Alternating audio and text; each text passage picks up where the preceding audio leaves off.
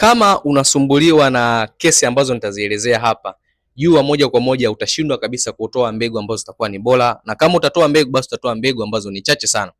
Kama mwanaume unasumbuliwa changamoto za korodani, aidha korodani zako ni kubwa, ndani yake ukiminya unakuta kama zina manyama manyama, aidha ndani yake zina maji maji.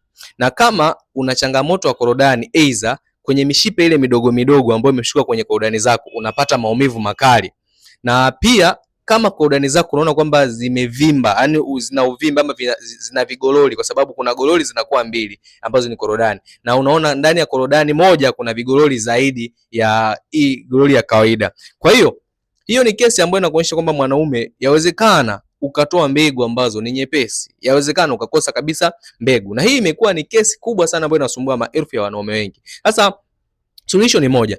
Kitu ambacho natakiwa uweze kukifahamu, changamoto hiyo ukifanya upasuaji sio kwamba haiwezi kupona, inaweza ikapona pikisha ikarudi tena.